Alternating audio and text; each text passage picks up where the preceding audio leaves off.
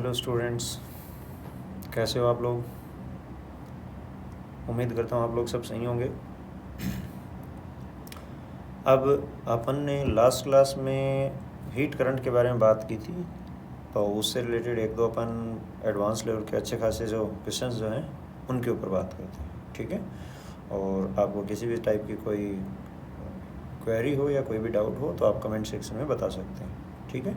और ये video solution start करने से पहले आप लोग एक काम खुद से भी करके देख लेना, एक बार स्क्रीन को पॉज करके, और एक बार ये क्वेश्चन जो है आप लोग खुद ट्राई करके देखें, और ताकि आपको आइडिया लगे कि आपको कितनी और प्रैक्टिस की ज़रूरत है और कहाँ कहाँ पर आप लोग लैग कर रहे हो, ठीक है। चलिए स्टार्ट करते हैं।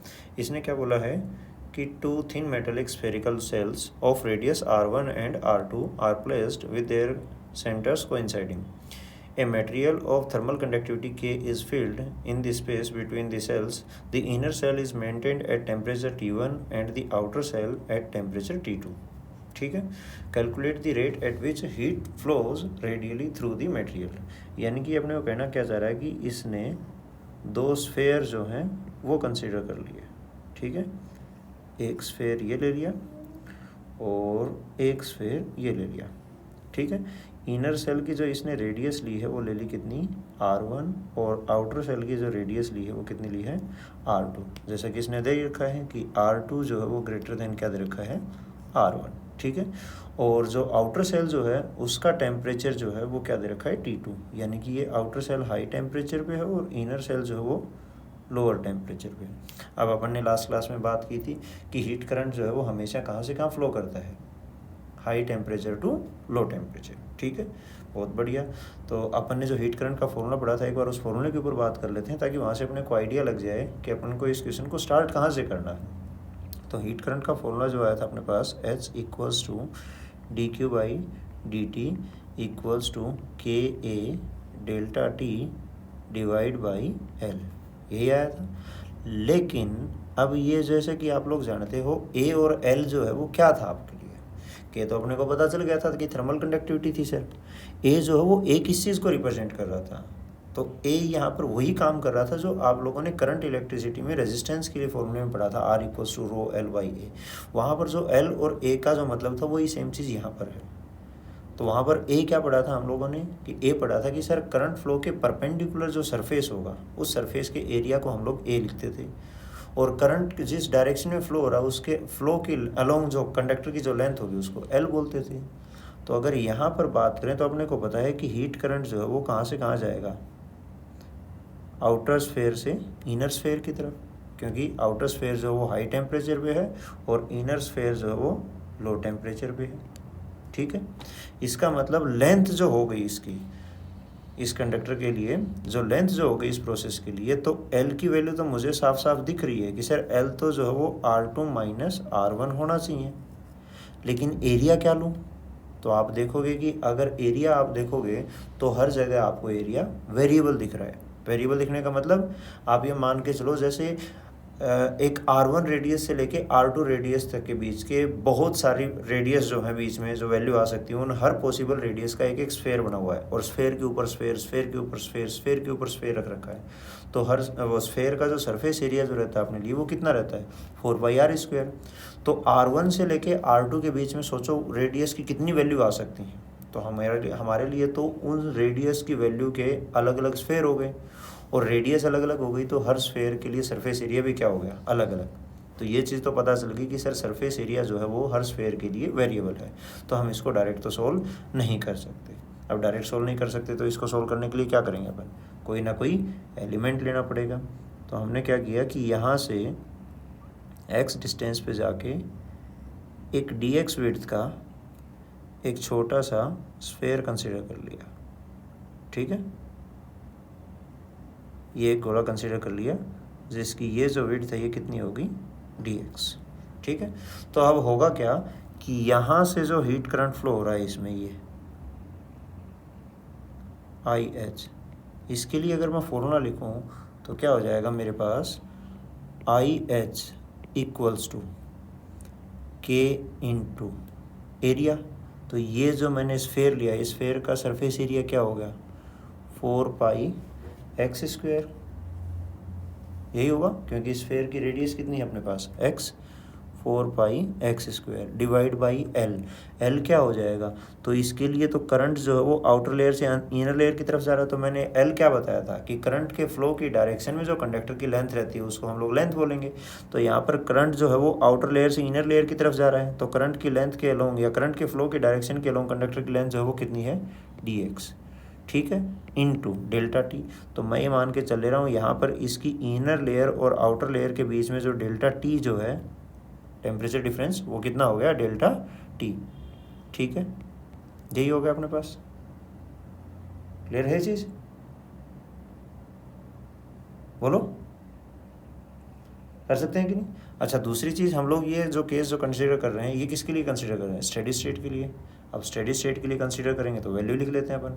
तो अपने पास क्या हो जाएगा, I H equals to D Q by D T equals to क्या हो गया अपने पास, K into 4πx² dx into D T. ये वैल्यू निकल के आ गई अपने पास। क्लियर है चीज़। तो ये क्या है कि डी टी टाइम में डी क्यू हीट ट्रांसफ़र हो गई, तो delta Q divide by delta T, ठीक। अपने को तो इसकी वैल्यू निकालनी है। अब इसकी वैल्यू निकालने के लिए करें क्या अपन, तो इसको सोल्व करते हैं, ठीक है। तो इसको सोल्व कैसे करेंगे, इसको सोल्व कैसे करेंगे बताएं। तो ये अपने को पता है हीट करंट कांस्टेंट रहना था, तो कांस्टेंट रहना था, तो इसको सोल्व करेंगे तो यहाँ पे क्या हो जाएगा अपने पास बेटा, D Q by D T, ये तो कांस्टेंट है यानी कि हीट करंट, ठीक है। तो ये वैल्यू इधर उठा के, चलो इसको अपन ऐसे नहीं लिखते हैं, डायरेक्ट सोल्व कर लेते हैं इसको। डायरेक्ट सोल्व कैसे, आई इंटू इधर क्या हो जाएगा अपने पास, d x divide by x² equals to इधर हो गया k into 4π into D t. Clear, करें सोल्व इसको आगे। अब इसको इंटीग्रेट करें, ठीक है। तो दोनों साइड अपने को लिमिट लगानी पड़ेगी। तो x की लोअर लिमिट क्या है, यहाँ पे x की मिनिमम वैल्यू क्या हो सकती थी, R1, और मैक्स टू मैक्स वैल्यू क्या हो सकती है, R2। तो जब x की वैल्यू R1 थी वहाँ पर टेम्परेचर जो अपने पास क्या हो गया, T1, और इधर टेम्परेचर क्या हो गया, T2, ठीक है। तो इसको इंटीग्रेट करें तो 1/x² का इंटीग्रेशन अपने को क्या पता है, अपने को पता है कितना हो जाएगा, 1/x² का इंटीग्रेशन बताएं आप लोग भाई। x⁴n का इंटीग्रेशन अपने को पता है क्या चीज़ रहती है, x⁴n का इंटीग्रेशन क्या लिखते हैं अपन, इंटीग्रेशन ऑफ x⁴n dx, क्या लिखेंगे इसको, x⁴n+1 अपॉन n+1, ये लिखते हैं। तो यहाँ पर n की वैल्यू कितनी है, कितनी है n की वैल्यू, -2 होगी, ऊपर जाएगा तो i तो कांस्टेंट है, ये तो बाहर आ गया, i इंटू x⁻²। तो अपने पास क्या हो जाएगा, x⁻² + 1 अपॉन -2 + 1, और लिमिट कहाँ से कहाँ तक, R1 से लेके R2 तक। इधर क्या होगा अपने पास 4π इंटू के, और सेम यही डी टी का इंटीग्रेशन क्या हो जाएगा, t। तो लिमिट लगाएंगे तो लिमिट तो यहाँ तो सीधी सीधी लग जाएगी, T2 - T1। अच्छा, यहाँ पे क्या हो गया अपने पास, ये -1 बच गया, ठीक है भाई। यहाँ पे -1/x और -1/x के लिए अपन लगा के सोल्व करें इसको, तो यहाँ पे कितना हो जाएगा बोलो। तो यहाँ पे हो जाएगा i इंटू माइनस का 1/R2 minus and minus of 1/R1, ये हो गया, इक्वल्स टू 4π के T2 - T1, ठीक है, ये हो जाएगा। अब अपन इसको थोड़ा सा स्पेस की कमी है अपने पास, तो थोड़ा सा अपन क्या कर लेते हैं, इसको इरेज कर लेते हैं, ठीक है। तो थोड़ा सा इरेज कर लेते हैं अपन यहाँ से इसको, आप लोग एक बार स्क्रीन को पॉज करके इसको नोट कर लेना। तो इसको थोड़ा सा इरेज कर लें अपन, तो अपने पास जो है चीज़ें क्या बच जाएंगी अब। तो यहाँ पे देखें, यहाँ पे क्या हो जाएगा, i इंटू ये माइनस माइनस क्या होगा, plus 1/R1 - 1/R2 equals to 4π into के T2 - T1, ठीक है, अपने से तो हीट करंट पूछा है, तो I इक्वल्स टू क्या हो जाएगा यहाँ पे 4πk T2 माइनस T1। इसको सोल्व करेंगे तो एलसीएम क्या आ जाएगा R1 इंटू R2, तो वो R1 इंटू R2 तो इधर आ गया, और अपॉन में क्या बच जाएगा अपने पास R2 माइनस R1। ठीक है, तो ये आपका हो जाएगा आंसर। ठीक है,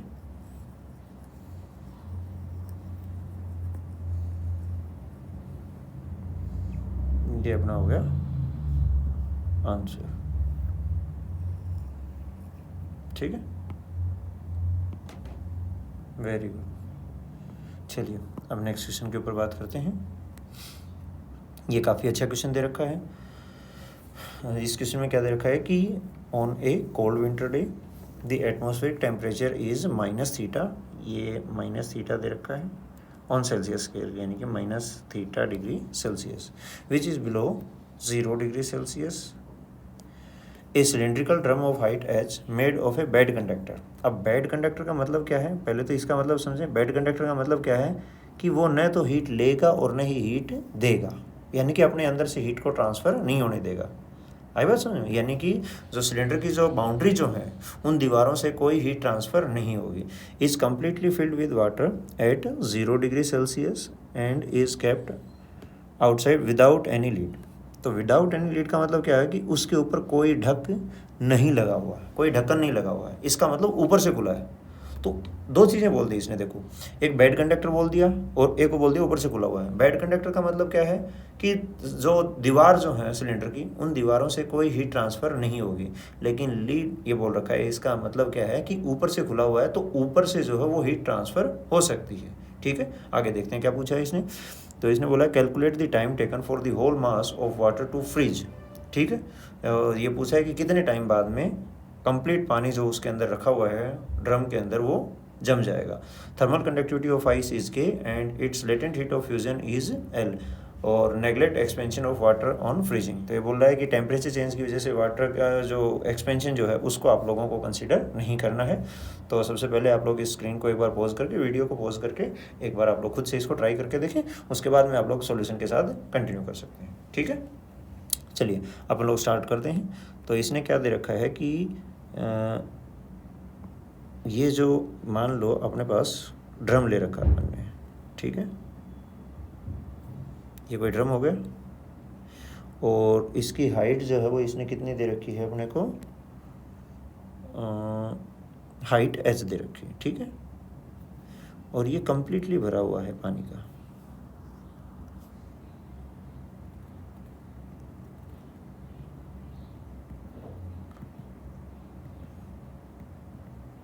ठीक है, और इसने बोला है कि बाहर का जो टेम्परेचर है यहाँ का वो कितना है, -θ डिग्री सेल्सियस। ठीक है, और ये पानी जो है ये कहाँ पे है, 0 डिग्री सेल्सियस पे। ठीक है, तो अब होगा क्या, अपने को पता है इधर की तरफ से कोई हीट एक्सचेंज नहीं होगी, नो हीट एक्सचेंज। ठीक है, इसका मतलब हीट एक्सचेंज सिर्फ और सिर्फ कहाँ से होगी, हीट एक्सचेंज सिर्फ और सिर्फ टॉप साइड से होगी। यहाँ से ही हीट बाहर जा सकती है, यहाँ से हीट अंदर आ सकती है।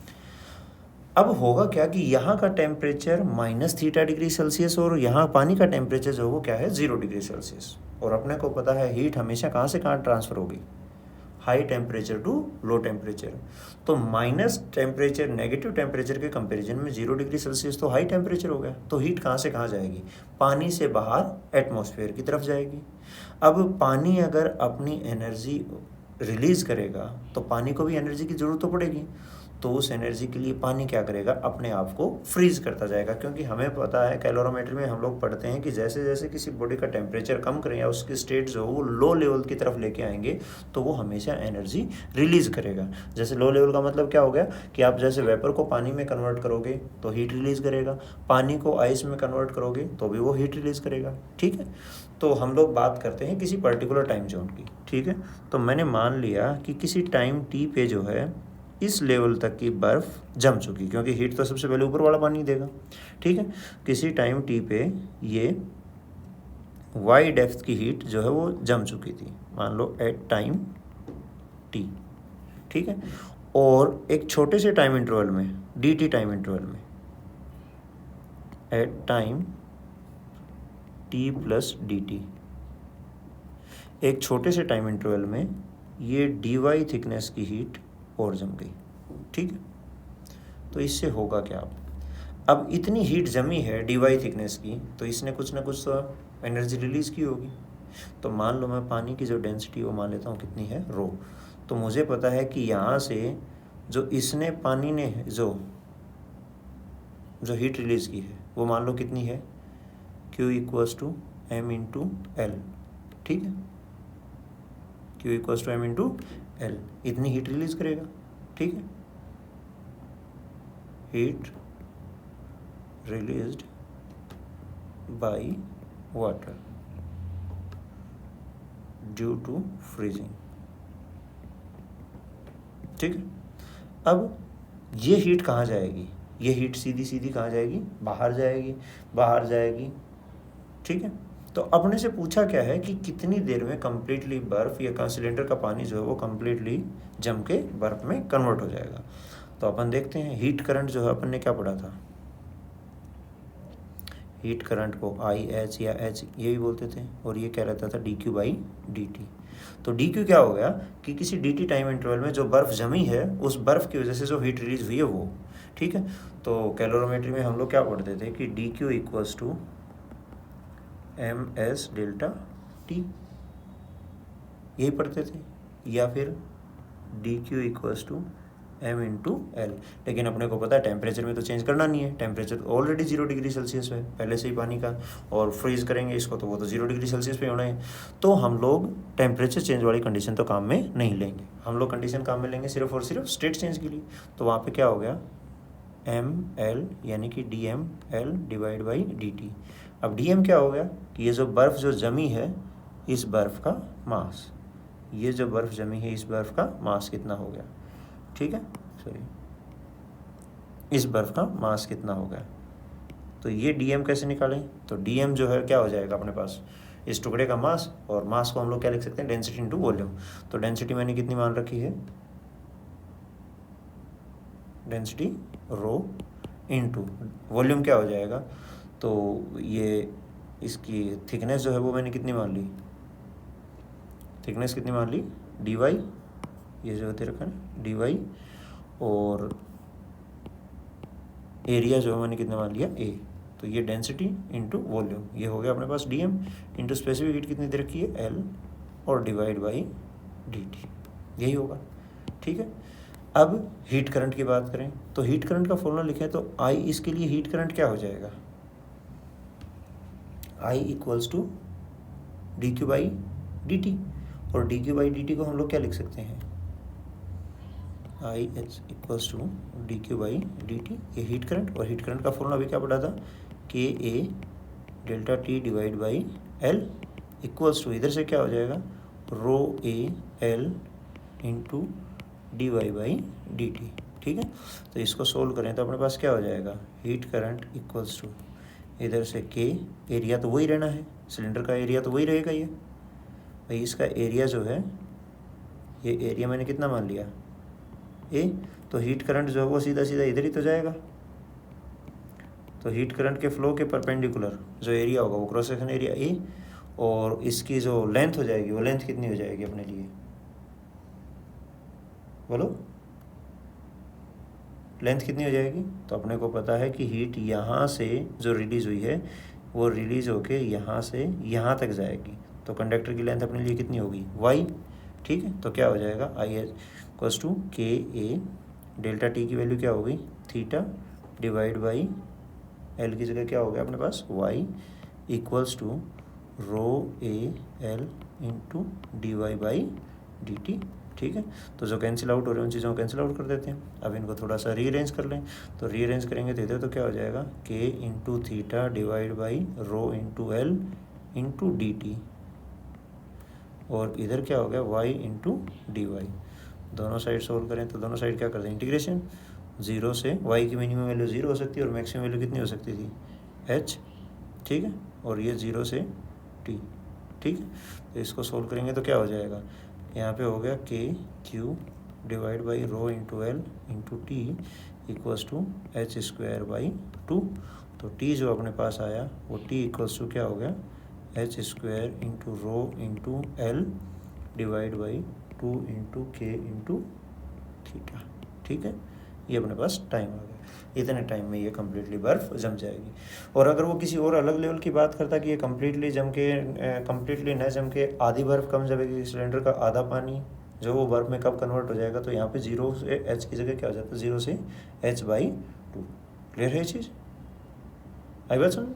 ठीक है, तो एक बार आप इन दोनों क्वेश्चंस को ट्राई करके देखें, और किसी भी प्रकार का कोई डाउट हो, कोई इंक्वायरी हो, तो आप लोग कमेंट सेक्शन में ज़रूर बता सकते हैं। ठीक है, तब तक अपना ध्यान रखिए, धन्यवाद।